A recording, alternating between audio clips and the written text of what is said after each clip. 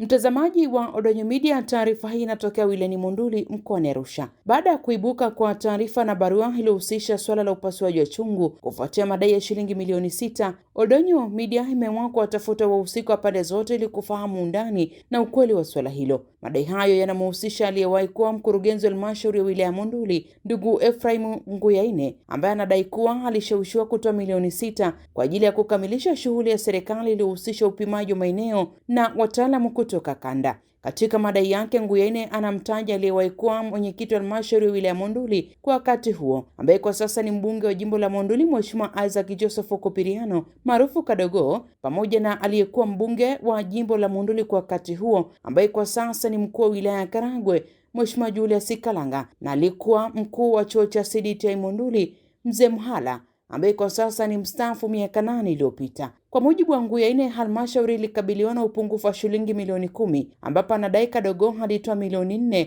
huku yeye kama mkurugenzi akishawishiwa kutoa milioni 6 bila kuwepo kwa makubaliano ya maandishi. Odonyo Media ilimhoji Nguyaine kuhusu madai hayo, ikitaka kujua kwa nini, kama fedha hizo zilitolewa kwa ajili ya shughuli za halmashauri, kwa nini hakuzidai halmashauri? Je, alitoa fedha hizo kwa ajili ya kazi gani na alimkabidhi nani? Pamoja na kama ana nyaraka zinazothibitisha malipo hayo. Lakini mbali zaidi, kwa nini hakwenda mahakamani kudai haki yake au madai yake badala ya kwenda Maria kwenda kutaka kuvunja chungu? Katika majibu yake, Nguyaine alikiri kutokuwa na nyaraka zinazothibitisha madai hayo, akieleza kuwa makubaliano yalifanyika kwa mazungumzo na ndio sababu amefuatilia swala hilo kupitia utaratibu wa kimila. Odonyo Media pia ilimtafuta Mzee Mhala aliyekuwa mkuu wa chuo cha CDTI Monduli kwa wakati huo, ambaye pia ni mmoja wa waliotajwa katika madai hayo. Mhala amekanusha kufahamu na kushiriki kikao chochote cha kumshawishi Mzee Nguyaine kutoa shilingi milioni 6, akieleza kuwa shughuli ya upimaji ilikuwa ni ya serikali kupitia Wizara ya Ardhi na wataalamu wa halmashauri, lakini wataalamu walifika kufanya kazi hiyo, na amesema nyaraka za shughuli hiyo zinapatikana katika ofisi ya chuo cha CDTI Monduli.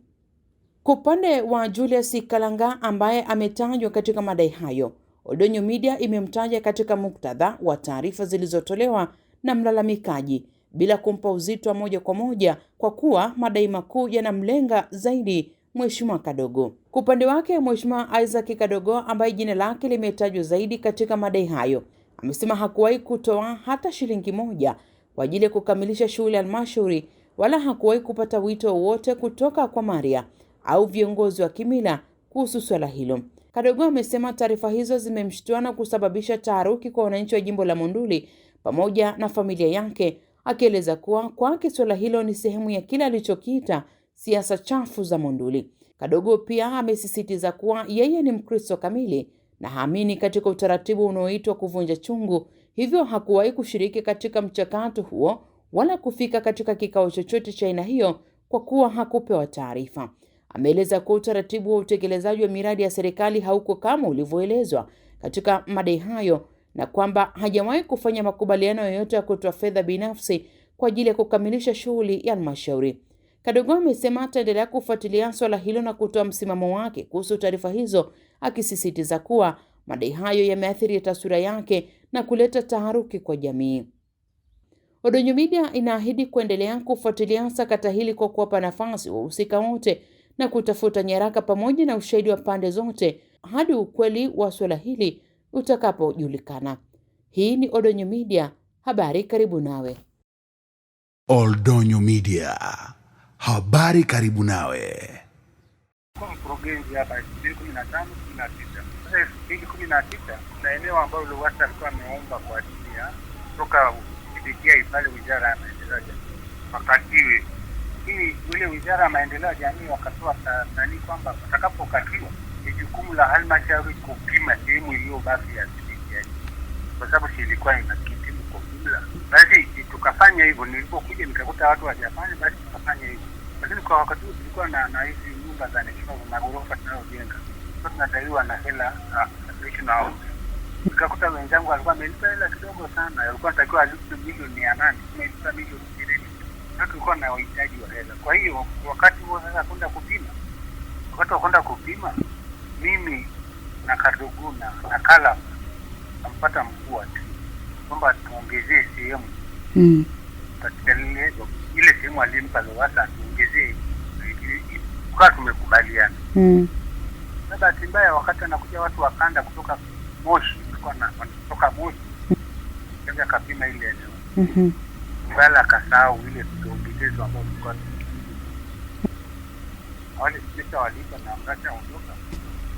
Ndio Mgala akamfuata Mgala tena sisi watatu. Mgala kaanza katoa lakini kama mna uwezo wa kuwarudisha hao watu kutoka kanda waje wakini upya, nafanya nini? Nyesha eneo tawaachia eneo. Sasa kuwarudisha hao watu ambao wanahitaji kadogo, akatoa akasema yeye ana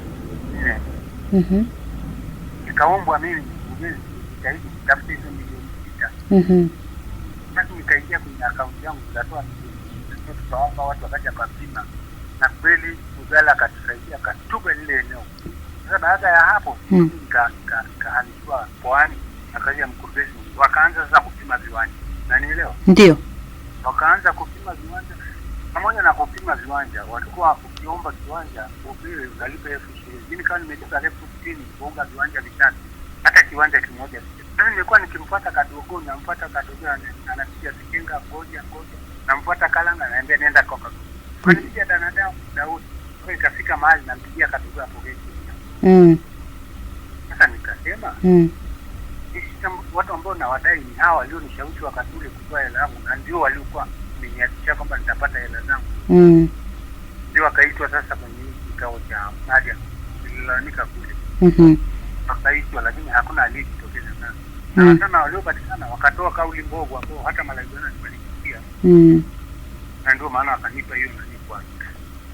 Wakati mnatafuta suluhu kwenye hicho kikao cha Maria, ni Laigwana ni yupi labda alikuwa anasimamia hili? Kuna Laigwana alikuwa anaitwa wengi. Ndio. Kwa sababu kufika pale wakati huo kwamba Malaigwana ni wale wakasema hatuwezi kumwandikia mbunge, ni watu wenyewe hatuwezi kuandikia basi. Sasa kwa nini usingeenda mahakamani kudai kuliko kwenda kuomba kupasua chungu? Kwa nini niende mahakamani wakati mimi hawa watu nienda mahakama ya kwetu? Sisi ndio mahakama ya kwetu. I mean mahakamani hii ya sheria.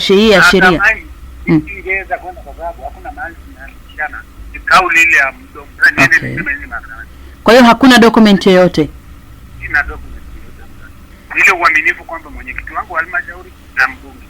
Ulipokuwa unatoka sasa kwenye hiyo nafasi, mkurugenzi ambaye alikufuata wewe, hukumwambia hayo madai? Kumwambia, alipaswa aambiwe na mwenyekiti wa halmashauri. Unajua ile kitu ni kama umefanya kitu kama wizi. Kama? Unanielewa? Kama wizi. Ndio. Kwa sababu ile kwenda kupima tena kiwanja cha serikali kuileta halmashauri. Haikuwa official. Umenielewa? Ndio. Kwa sababu hata ile kwa chuo asingetenda hiyo ifahamike kwamba.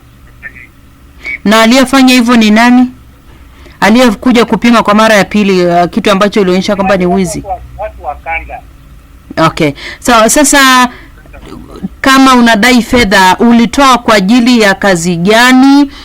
Kama ulitoa kwa ajili ya kazi za halmashauri, wala wasijue, waambie tu nimetoa kwa ajili ya kazi za halmashauri. Sasa kwa nini ni Kadoko na Kalanga? Kwa nini usingeenda kudai halmashauri mzee? Wewe mjinga, niulize maswali kama nataka tukufa. Walionishawishi nitoe ni Kalanga na Kadoko. Sasa si kazi halmashauri ndio imefanyika? Hapana. Walionishauri halmashauri kwa wakati huo alikuwa mwenyekiti wa halmashauri. Ndio. Ukimfunguza mwenyekiti wa halmashauri ndio halmashauri na mbunge. Sawa. Sasa niende nimshtaki mkurugenzi ambaye hajui hata kilichoanzia. Yaani halmashauri sasa hivi uandikie halmashauri madai ambayo sasa hivi kwa na mwenyekiti mwingine. Kwamba mama usinifundishe kazi. Mimi naijua kazi ya halmashauri unavyofikia. Kwa sababu nilikuwa nikifanya kazi. Mimi sio mpinga kwa lengo. Unanielewa? Kwa sababu wao ndio kisababishi. Bila wao nisingetoa hela yangu. Kwani halmashauri mmoja kananiambia tufanye hivi, fanye hivi. Si ni mwenyekiti wa halmashauri na ilifanyika kwa ajili na ilitolewa kwa ajili ya kazi ya halmashauri. Basi lakini kama Aisha. Okay. Alipaswa kujua kwamba hii kazi imefanyika rudishwe hela. Haya, sasa tumalize basi kwa hili kwamba kwa maana hiyo sasa hii hela milioni 6 unataka wakulipe kutoka kwenye mifuko yao ama ilipo na halmashauri? Mimi sijui. Ndio. Lakini wao walikuwa wanajua. Wao ndio wanaweza kwenda halmashauri kudai hiyo hela. Ambao kuthibitisha, ndio? Wakishinda walishindwa walivyo kwa mifuko yao. Kwa sababu hawakutaka. Kwa sababu hiyo hela ningepata. Angemwambia mkurugenzi kuna kazi moja mbili imefanyika. Licha hivyo, hizo viwanja walivyogawana, wangenipa hata viwanja. Wakati unatoa hiyo hela, ulimkabidhi Kadogo au Kalanga? Unajua sipendi maswala ya kijinga. Nimekuambia kazi imefanyika kanda. Mbona uelewi? Na hiyo hela umemkabidhi nani? Mjinga. Hello?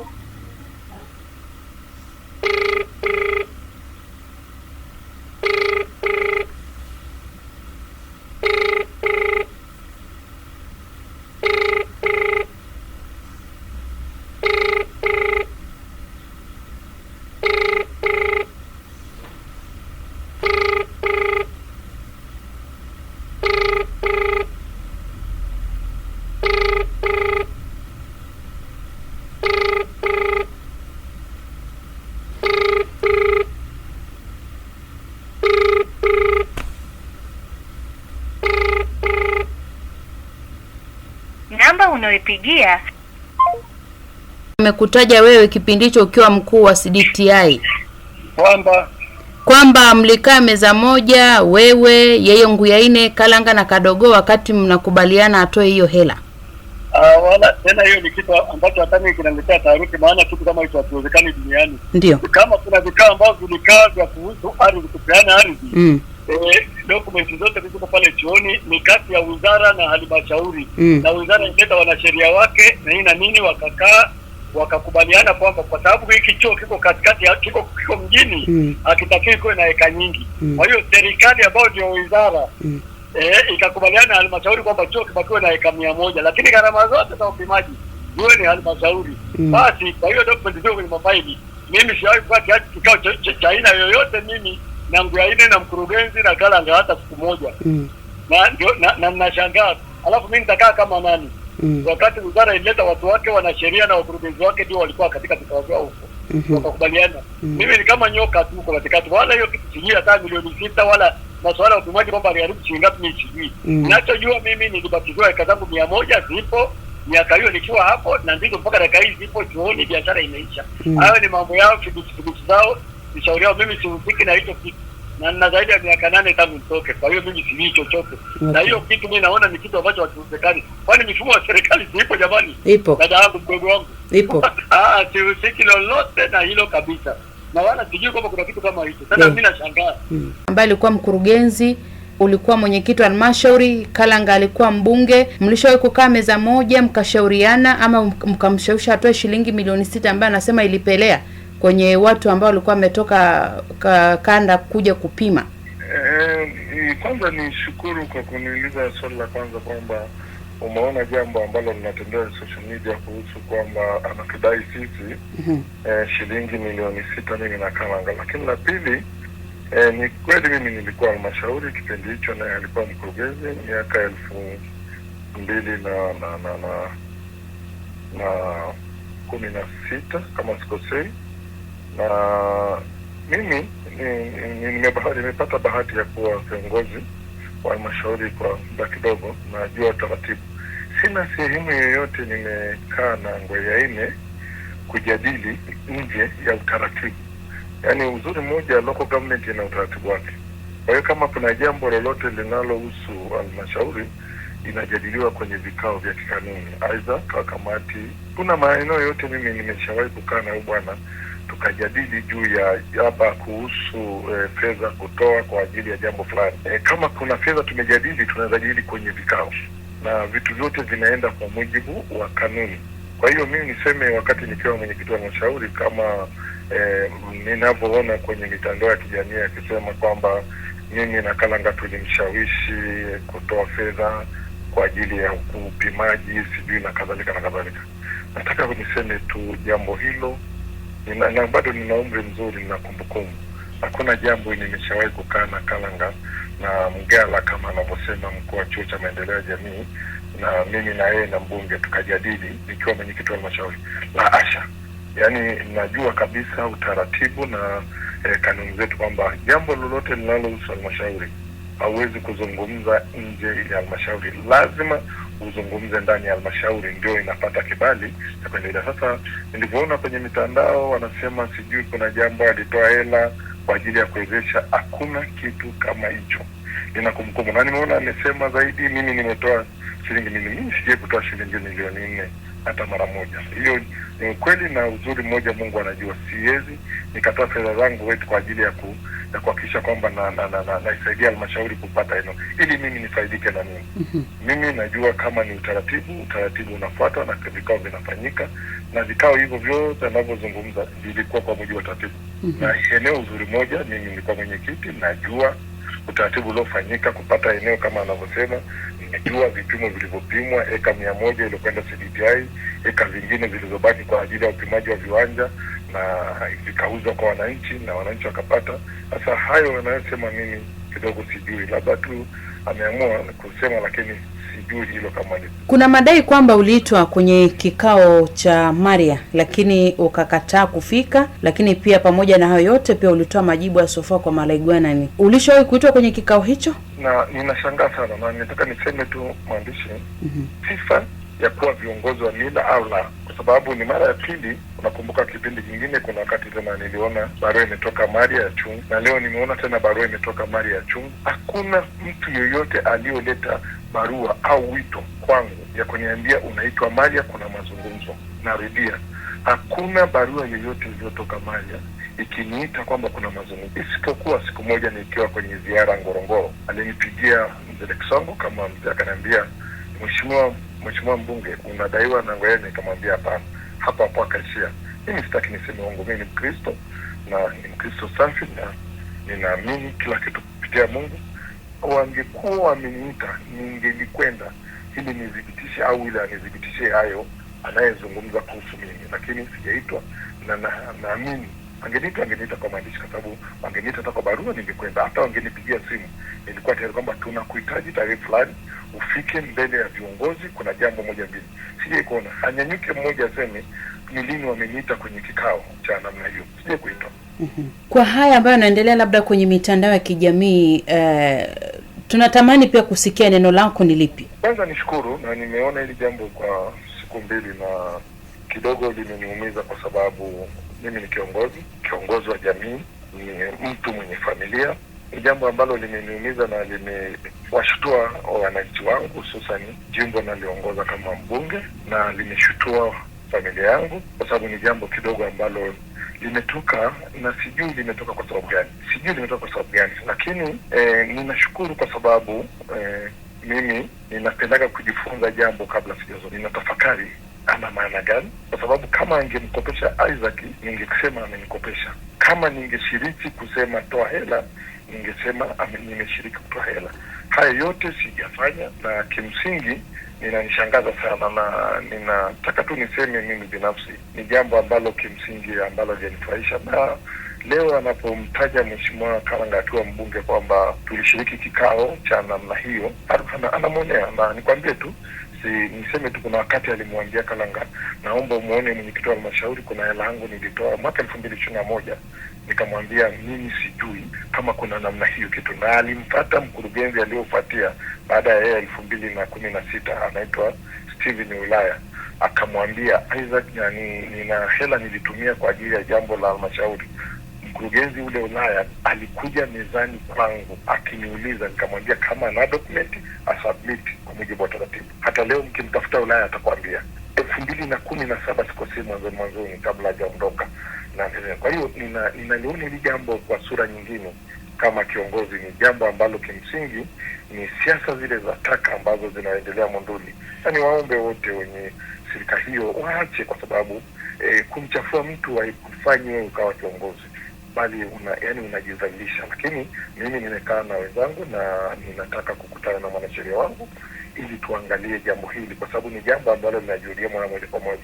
Sasa ninataka niende kwenye vyombo vya sheria ili aje anidhibitishie haya anayezungumza ni nini sana kwangu, na kama hajatekeleza kwa kweli nitachukua hatua, kwa sababu nimekuwa mvumilivu sana mara kwa mara watu wanajaribu kuniharibia image yangu, na nimekuwa nikinyamaza kama kiongozi na kuweza, lakini hili sasa nasema hapana.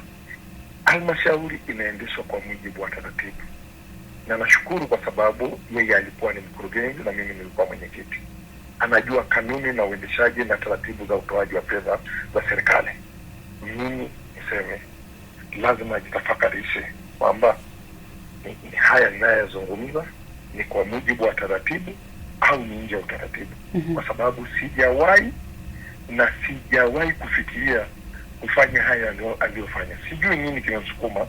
Ninamuomba Mungu labda amuongoze, labda kuna jambo lingine nyuma yake, lakini mimi najua tu ni siasa chafu za Monduli. Kwa hiyo niseme tu baada ya muda mtaona nini nitafanya, kwamba sikubaliani na jambo hili alilofanya.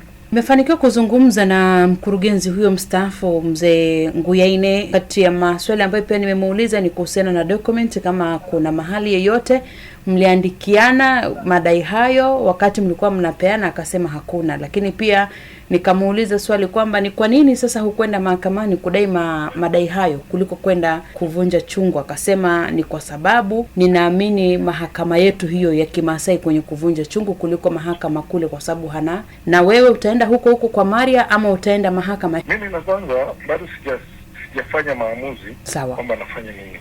Lakini baada ya muda mimi kwanza nikwambie tu, mimi ni Mkristo, nimerudia kusema mimi ni Mkristo. Sawa. Neno kuvunja chungu mimi kwenye nafsi yangu haipo, nafsi ya mimi kabisa. Hilo nikwambie. Lakini nashukuru kwa sababu amesema kwamba amekwenda Maria kwa sababu ana hivi unaweza wewe mkurugenzi, unaweza mtu akakwambia toa lako lipa bila kufuata taratibu? Haiwezekani. Haiwezekani leo wala haiwezekani kesho. Eneo lote lile serikali imelitwaa, ikaipa halmashauri, na kilichobaki kikabaki CDK, serikali kuu. Kwa hiyo hakukuwa na namna yote ya ujanja kwenye eneo hilo. Labda aseme lingine, lakini hakukuwa na ujanja wote. Mimi siendi Maria, lakini ninatafakari ni nini ambacho nataka kufanya. Baada ya muda nitafanya na nitaeleza kwenye vyombo vya habari hatua ambazo nataka kuzichukua. Lakini kwa sasa najitafakarisha, kwa sababu ni jambo ambalo kimsingi limeninyima amani, kwa sababu ni kitu ambacho sikutegemea, na ni kitu ambacho ningefikiri Maria kama viongozi wa kimila ambao kimsingi narudia kusema wamepewa dhamana na wananchi ya kuwa viongozi wa kimila, wangefanya jambo ambayo ni ya kujiridhisha na upande zote mbili, kwamba hili jambo mnalionaje, lina sura gani, ingekuwa nzuri sana. Lakini kwa sababu wananchi, na hata ukifuatilia vizuri utajua